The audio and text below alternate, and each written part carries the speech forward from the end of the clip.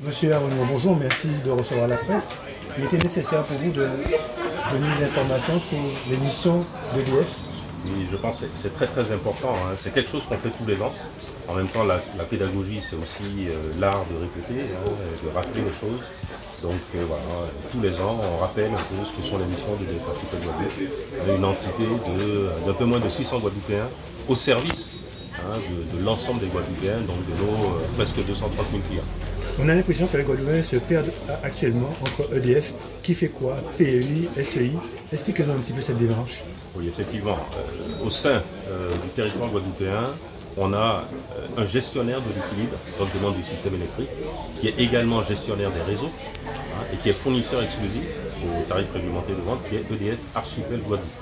Lorsqu'un Guadeloupéen regarde sa facture, c'est bien écrit EDF Archipel Guadeloupe.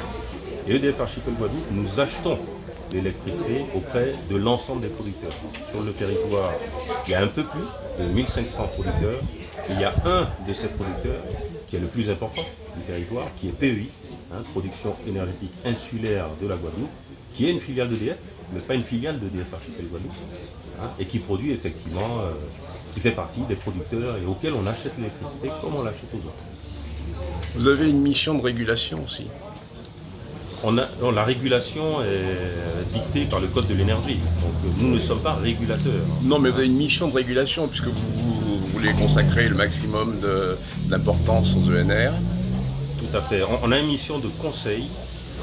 On est partenaire stratégique à la fois de la région et de l'État dans la construction et la définition de la programmation pluriannuelle de l'énergie. Cette mission, on nous a octroyée en tant que gestionnaire du système électrique de la Guadeloupe, pour lequel on garantit l'équilibre de demande.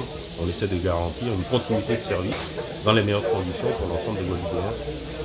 Voilà, depuis bientôt 48 ans. Alors vous avez présenté les chiffres clés pour l'année 2022, que doit-on retenir? Ce qu'il faut retenir, c'est une légère baisse de la consommation. Ce qu'il faut retenir, c'est une amélioration de la performance, hein, de notre activité. Ce qu'il faut retenir, c'est 600 salariés guadeloupéens qui ont le service public chevillé au corps et qui font tout pour garantir un service public de bon niveau. Certes, on est perfectible, hein, comme tout ce type d'activité, mais voilà, on progresse tous les ans et les choses s'améliorent depuis plusieurs années. Les perspectives, les énergies renouvelables? Alors, les perspectives, comme je le disais, sont définies, elles vont être définies par la programmation pluriannuelle de l'énergie. Ce qui est ambitionné aujourd'hui, c'est quasiment un triplement, hein, de la production solaire, quasi un triplement de la production éolienne, voilà, une multiplication par 5 de la production géothermique.